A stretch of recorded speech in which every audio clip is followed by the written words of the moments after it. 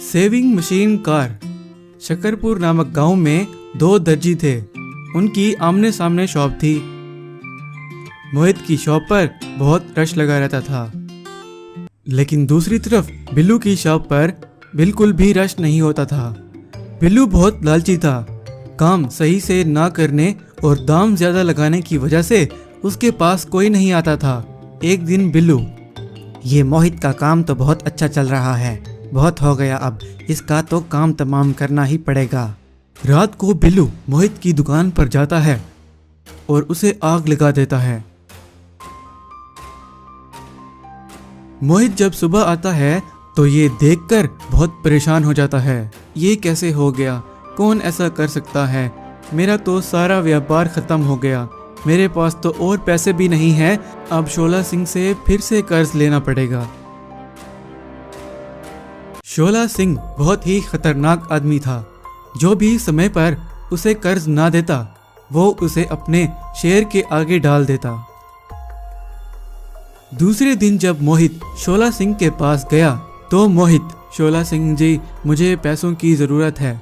मेरा सारा व्यापार ख़त्म हो गया।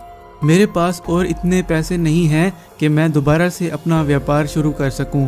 कृपया करके मेरी मदद कर दें। तो शोला सिंह बोला, ठीक 2 दिन बाद महीने की आखिरी तारीख है और तुमने पहले वाला कर्जा भी नहीं दिया, वो भी ब्याज के साथ। कोई मदद नहीं करूँगा तुम्हारी। अब मुंह क्या देख रहे हो, जाओ यहाँ से। तो मोहित बेचारा उदास होकर वहां से चला गया।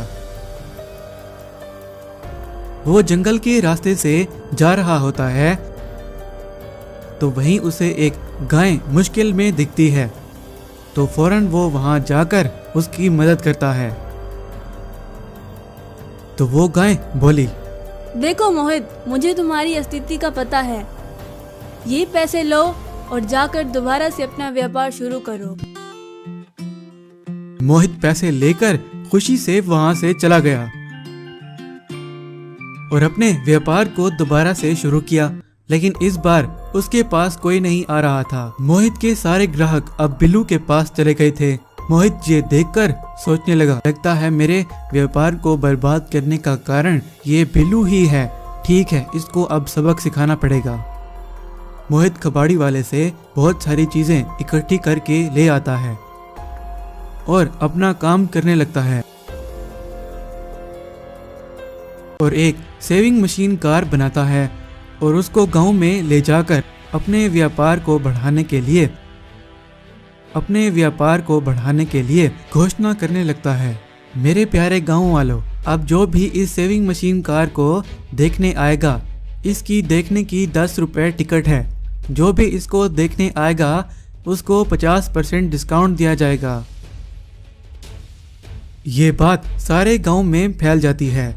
लोग अपने फायदे को देखकर वहां उस सेविंग मशीन कार को देखने आते हैं और अपने कपड़े भी सिलवाते हैं और दोबारा से मोहित का व्यापार अच्छे से चल पड़ता है। ये सब बिल्लू देखकर जलने लगता है।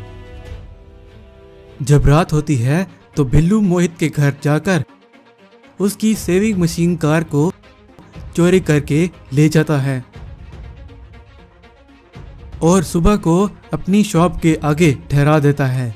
जब मोहित देखता है तो वो बिल्लू के पास जाता है। तो मोहित बोला, मुझे तुम पर पहले से ही शक था। तुम बहुत लालची इंसान हो।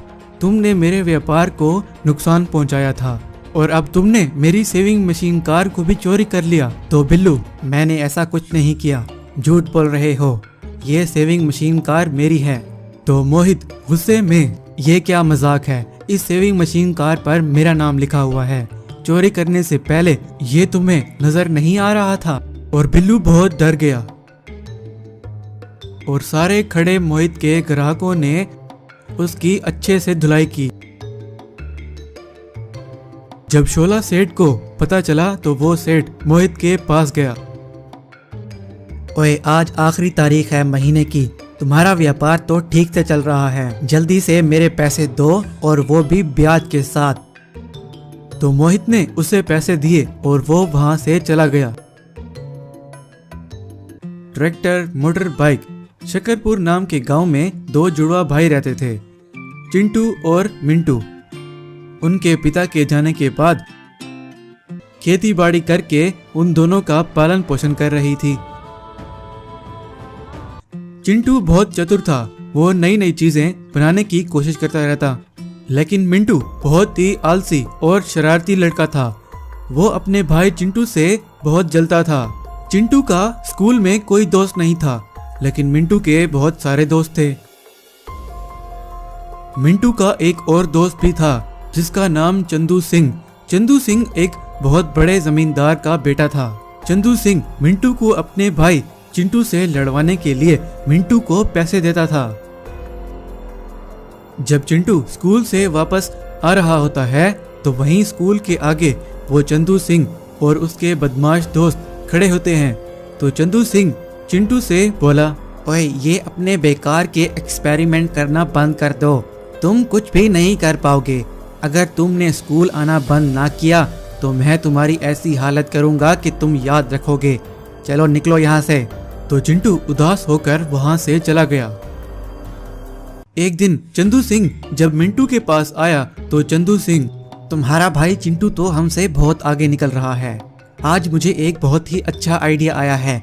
आज रात को तुम अपने भाई चिंटू को नींद की गोली देना और फिर हम उसे समुद्र में फेंक आएंगे, बड़ा मजा आएगा। तो मिंटू बोला, हाँ चंदू सिंह, ये आइडिया तो बहुत ही अच्छा है। भाई है मेरा, लेकिन मुझे वो बिल्कुल पसंद नहीं। जब रात हुई तो वो पानी चिंटू पी लेता है और वो सो जाता है। चिंटू को पता भी नहीं था कि उसके साथ क्या होने वाला है। आधी रात को वो मिंटू और चंदू सिंह चिंटू को उठाकर समंदर की तरफ ले जाने लगे और वहीं उसे समंदर में फेंककर भाग जाते हैं। और वहाँ चिंटू की माँ निशा की तबीयत अचानक बिगड़ जाती है और पैसे ना होने के कारण उसकी माँ भी चली जाती है और मिंटू अकेला रह जाता है। और चिंटू बहुत दूर एक दूसरे गांव में पहुंच गया था और चलते चलते जा रहा था तो उसने देखा कि एक बाज पिंजरे में बंद है। तो वो फौरन वहां जाता है और उसे आजाद कर देता है।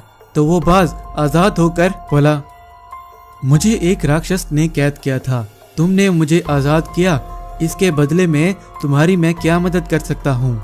मुझे पता नहीं है मैं कहाँ किस गांव आया हूँ। मैं अपनी माँ और भाई से मिलना चाहता हूँ, बस यही तुम मेरे लिए कर दो। और वो बाज सारा कुछ उसे बताता है कि उसके भाई ने उसके साथ क्या किया था और उसकी माँ भी अब नहीं रही। चिंटू बहुत रोने लग जाता है और उस बाज से कहता है, मैं बहुत गरीब हूँ, यहाँ पर मैं किसी को नहीं जानता, क्या तुम मुझे एक झोपड़ी और मैंने जो चीज़ें बनाई हैं वो मुझे लाकर दे सकते हो। तो वो बाज उसकी मदद करता है और उसे सारी चीज़ें देकर गायब हो जाता है। और वहाँ मिंटू की चंदू सिंह से लड़ाई हो जाती है। तो मिंटू बोला, तुम्हारी वजह से मैं अकेला रह गया हूँ, मेरी माँ भी चली गई, मुझे मेरा भाई चाहिए। चंदू सिंह फोन करके अपने गुंडों को बुलाता है और वो गुंडे मिंटू को बहुत मारते हैं। और दूसरी तरफ उस गांव में एक बहुत अमीर आदमी रहता था। वो बहुत सारी कंपनियों का मालिक था। वो चिंटू को रोजाना नए नए एक्सपेरिमेंट करते हुए देखता था। एक दिन वो उसके पास चला जाता है और वो आदमी बोला, इस गांव में तो कोई भी इस तरह के काम नहीं करता, मुझे पसंद आया तुम्हारा काम, लगता है तुम कोई अद्भुत चीज बना सकते हो। वो आदमी चिंटू को कुछ बनाने का कहता है और चिंटू उस आइडिया पर काम करने लगता है और कुछ ही दिनों में वो एक ट्रैक्टर मोटर बाइक बना लेता है। सारे गांव वाले वो ट्रैक्टर मोटर बाइक देखकर हैरान हो जाते हैं और उन्हें वो ट्रैक्टर मोटर बाइक बहुत पसंद आती है। और चिंटू और उस आदमी को इसी तरह की और भी बनाने का कहते हैं। वो आदमी और चिंटू ट्रैक्टर मोटर बाइक की तरह और भी बहुत सारी बाइक बनाते हैं और लोग उसे खरीदते हैं और चिंटू बहुत पैसे कमाने लगता है।